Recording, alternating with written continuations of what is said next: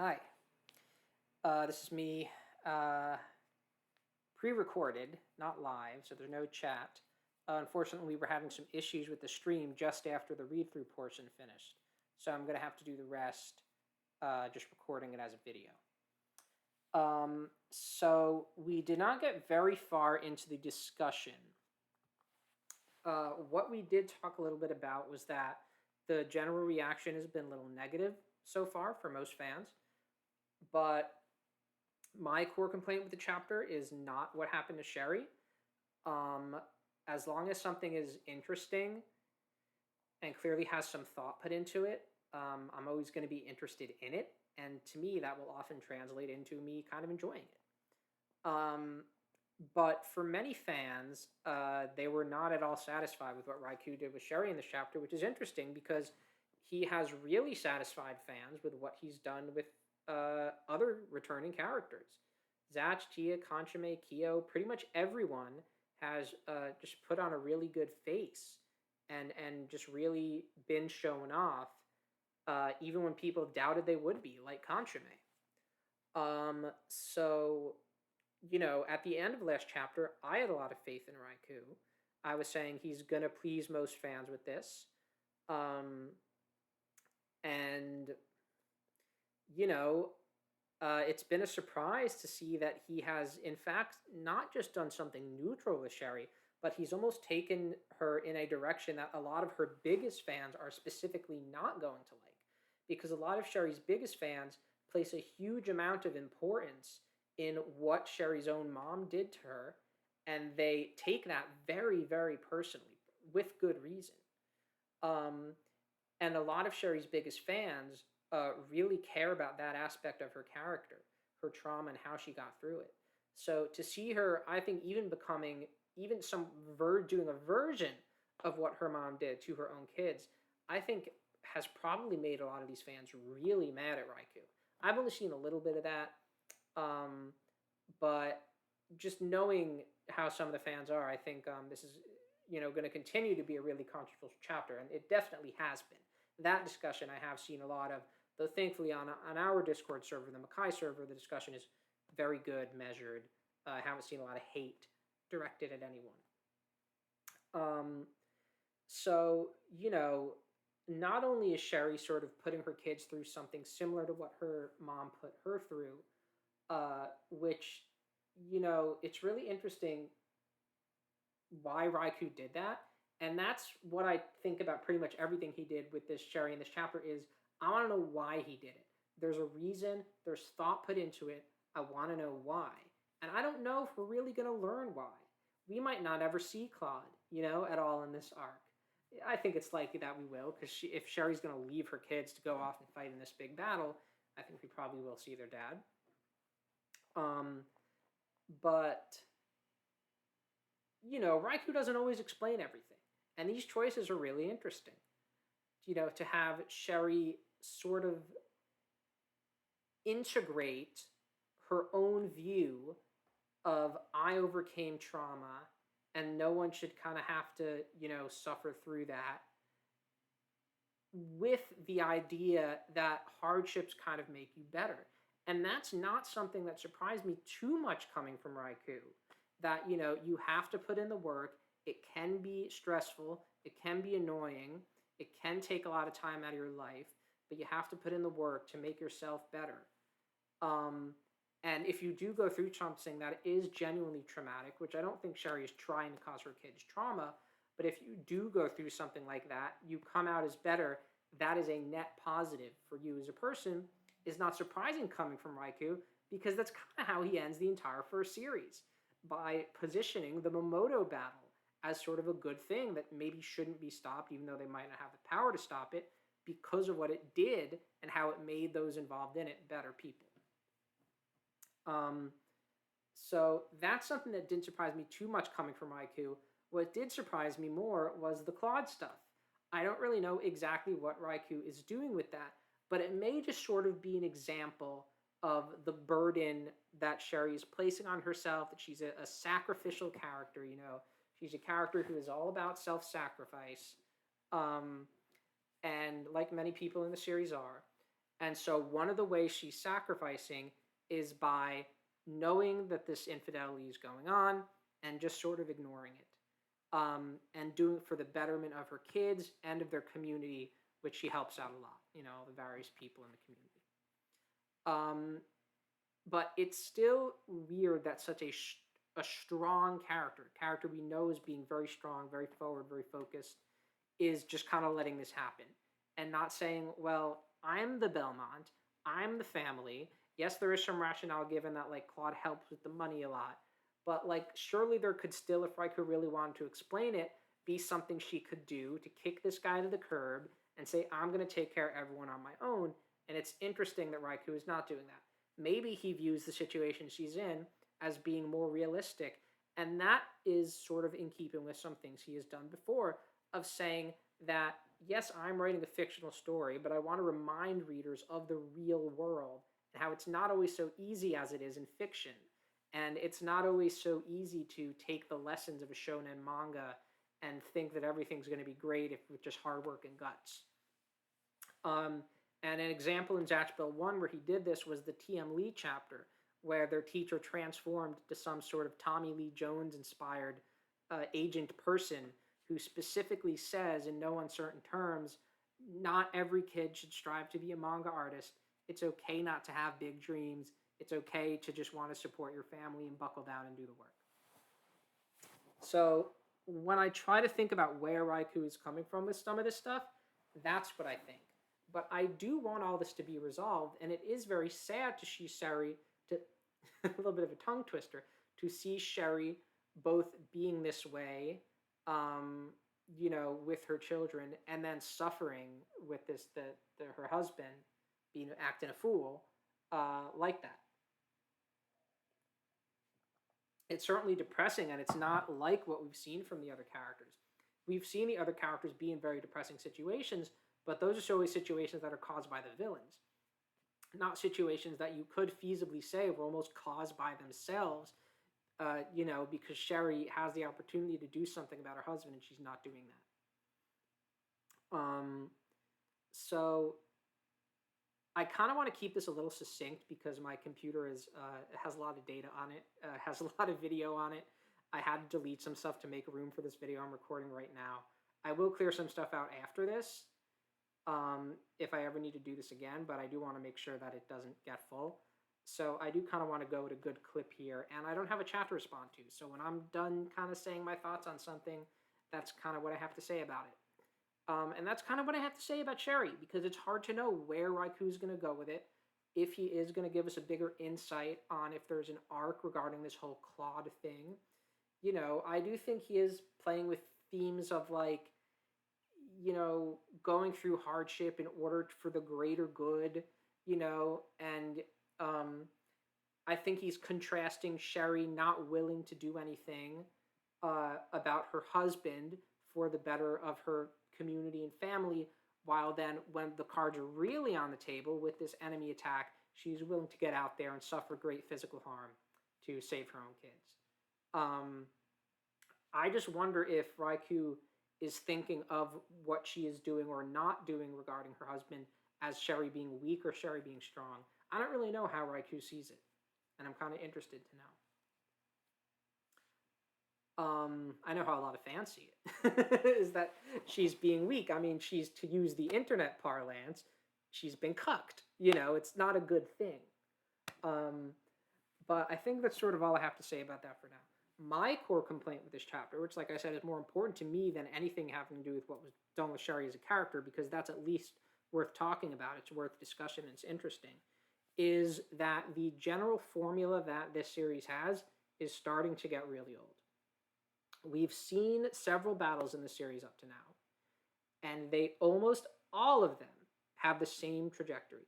The only one that doesn't have the trajectory is Zatch and Kyo's side of the Tia and Megumi battle, which is not the main side of that fight.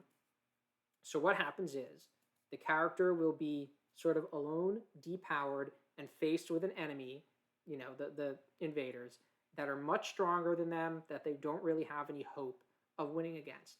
And the character will probably not have that much hope themselves. but they're still going to try. They're going to find that hope within themselves, whether that be with the help of someone that's already there, like with Fulgore. Though Fulgore is the Conchame fight, you could almost say the formula is done twice in a row. So let's just, to simplify it, say they have no hope. They find the hope within themselves a little bit. They get the crap beaten out of them by the enemy, who is way stronger than them. Then they're going to lose hope again. Right when they're about to lose hope, another character comes in, saves the day, helps with the enemy, renews their hope. Like I was saying, this in Conchame's fight, this kind of happens twice. With Conchame and Fulgore, and then later Zatch and Kyo arrive. But it's the Fulgore one is actually the more important one in that fight.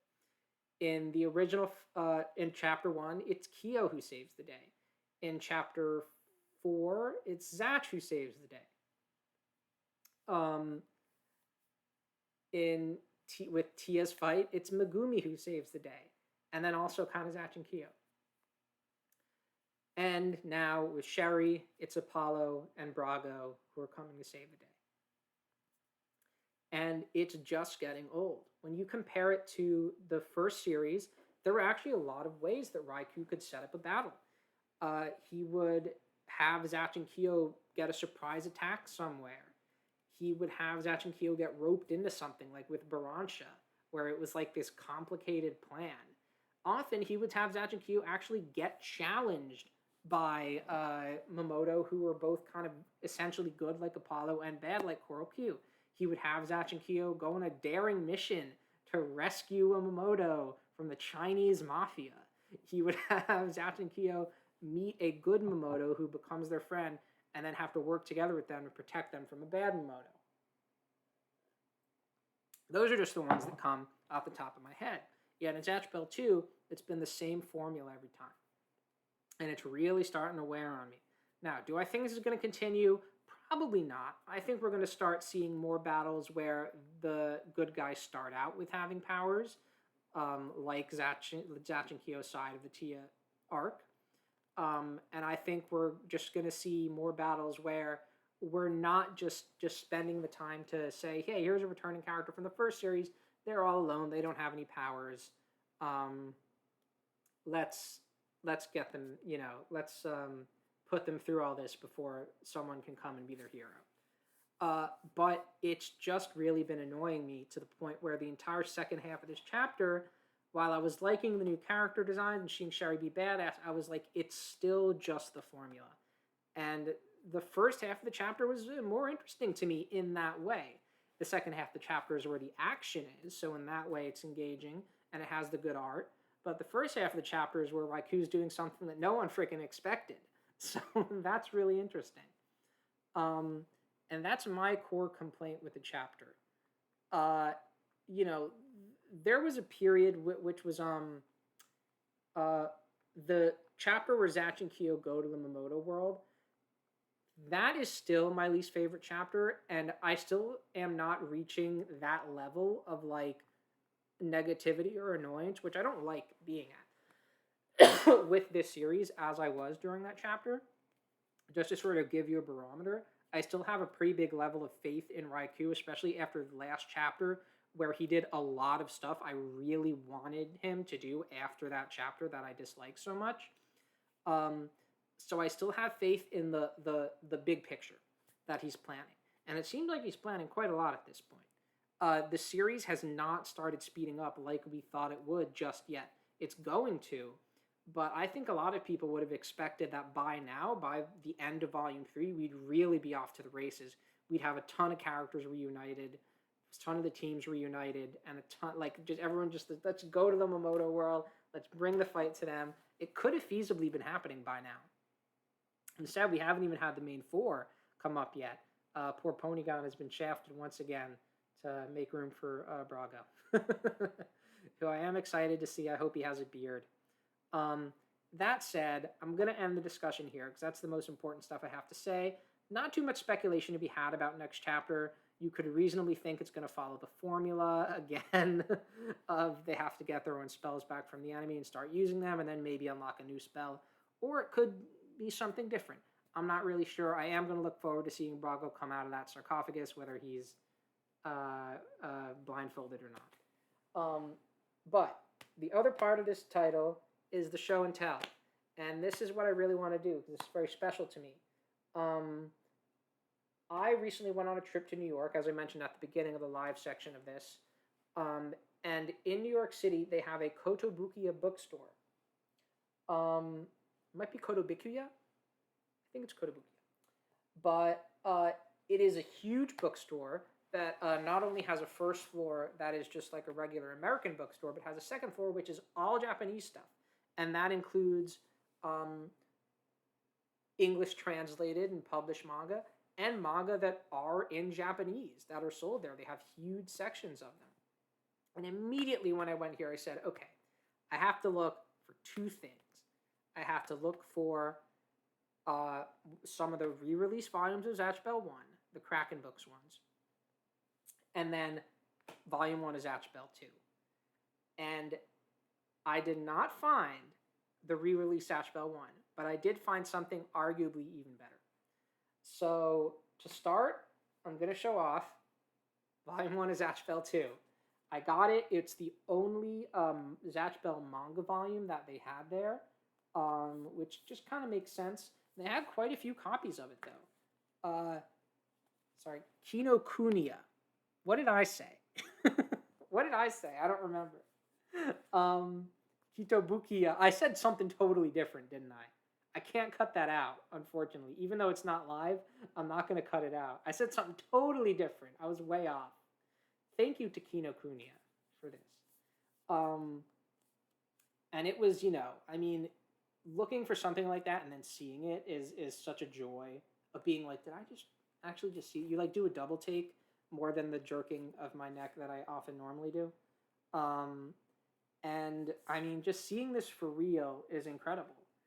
You read through it and it feels like you're seeing the art just in a way that you were not able to previously. And that might be in part due to clearly very high quality pages, I think, compared to most manga volumes. There's a bit of a glossy feel to these pages, some of which are in beautiful color, as you can see right here. And there's also just something to it, just something to seeing the pages up close where, I don't know, it feels more immediate. It's not the same as looking at them on a computer screen. Maybe that's just me being a weird, like, kind of a vinyl nut, but for books. I don't know. But, man, am I glad to have this. It's super, super cool to have, the beginning of something that many of us thought was never even possible. It's got this sort of little dust cover thing here at the bottom. And look at this. We have an advertisement for the Makoto Raikou exhibition and the official visual book. Wouldn't that be cool if someone had that? But this includes this little advertisement for the other volumes, and that, of course, also includes the extra of the llamas falling into the river from Animal Land. A big, long Animal Land reference that Raikou put in there. So I'm so happy to have this. I'm not going to just like sit here and go through it, but if I ever learn Japanese, which, boy, part of me still really wants to do, even though, I have a life like many of us, this will be a great way to practice, and it's just a great thing to have. Many of us I know have this. Many of us on the Discord, at least, have managed to get a hold of this in various means. This other thing, I'm not so sure about. What happened was, at the bookstore, I was going to meet my brother and mom, who were sitting in the cafe on the second floor of the bookstore, the same floor I was on looking for the manga stuff. I was coming to meet them after I had gone downstairs to buy Volume 1 of Zatch Bell 2. And I was going to go meet them at the cafe. Saw them in there. I waved to my brother. I was like, hey, I'm going to go around the corner, and I'm going to come in. And then I look down, and I see this. I was like dumbfounded. I never thought they would have this. I thought this was like so rare. It wasn't like really available to buy online, right? I don't know how many people from the Discord actually have it. And my face, I was, and my brother saw all of it, which is really funny to him. I was like stunned. And I picked it up. I held it up to him because he knows what Zatch Bell is. He's not an anime fan, but he knows what it is. And I was like, I'm gonna go back down. And I said this kind of silently. I was just sort of like, I'm gonna just give me. I was like, give me 1 minute. Just give me 1 minute. That's what I did. And he laughed, and I went down and bought it. And I mean, I'm so happy to have this because this is like the ultimate art book of Zatch Bell. And it was $37 US. I'm not really sure how much it was in Japan. I guess 2,200 yen. So that's a substantial markup. But for anyone who bought this from Japan over the internet, I'd like to know how much you got it for. I'm wondering if maybe I even got a good deal. If I didn't, I don't care. It's probably quite difficult to find given that it was not sold online in any storefront from what I can recall. If it was sold for a very short time. Correct me if I'm wrong about that. But man, I don't know how I'm gonna what I'm gonna show off from this. But it's such not that page from chapter 1. That would get this video dinged on YouTube. But it's got not only 2-page spreads, but like all the color pages from the manga, the original manga, in the original color that they were in. And it's got all the amazing illustrations that Raikou did for both the first Bunko-Ban release, including, this is a pretty rare, this I think was the cover to the original art book that came with the final Bunko-Ban volume. And this is a pretty rare group shot that you don't often see online. Raikou loves his group shots. Similar to this, which has now been seen a little more because this was one of the art prints they released for, was it the Shin Owen event. But, of course, it's also got the illustrations for the second Bunko-Ban release, the Kraken Books one, which, of course, started as the digital-only release, which later became not digital-only. It has that, but wait, there's more. It has also got Animal Land stuff. They're two of the best characters in Animal Land, Zhu and Luke. It's got all of that stuff too. And I'm happy I read Animal Land so I can enjoy all this beautiful art. Some of this, some of this is so cool. Another crazy group shot, of course. And, of course, what retrospective on Raikou would be complete without everyone's favorite Vector Ball? The little known, little seen Vector Ball, which I have not read all of in English because when I did go through it all, it was not in English, scanned. Someone did take the time to scan it eventually. At the end, we finally have Zatch Bell 2, which even includes everything up to the point when this book was released. So I just showed this off before, but here we have a huge version of this again. And this is just such a great thing to have. I'm so happy to have it. I never thought I would get this. Because from what I remember the situation being, it was never sold in a real online storefront. It stopped being sold physically for real. And I don't know if it was ever really going to get printed again. I don't know what situation it's in. I really should look it up. So it was like a miracle that I saw this. And I'd much rather have this than a volume of the original series. So I think that's where I'm going to end the video today. That's the show and tell for any One Piece fans. I also got this Vivre card pack, which is like a book of these cards that you can tear off. There's no game you play with them, but they're statistics cards. So they include statistics on characters and facts about them, which includes a lot of stuff we did not know until Ichiro Oda revealed them in this book. It also includes concept art, like for this character Don Krieg, who's a villain I like a lot from the early days of the series, and various other stats and facts about them. I bought this one in particular because it has my favorite One Piece character, one of my favorite characters ever, Usopp, in it, and he's also on the cover. So that's what I got from, say it with me, Kinokuniya, right? That's right. and I was super happy to have all this. And I didn't even know that was going to happen that day. I didn't know it was there. So that's the show and tell. That's it for the video. Thank you guys for watching. I'm sorry about the stream crapping out. This one was not the fault of any of my equipment. It was some weird thing with my network or YouTube. Hopefully it won't happen next month. If it does, we'll see. We'll do something about it, but the discussion's not going to stop. I'm going to continue with Zatch Bell 2, and I can't wait to see Brago next month. Thanks to anyone who watched. Please leave whatever messages you might have typed live in the comments, and I will respond. Thanks for watching.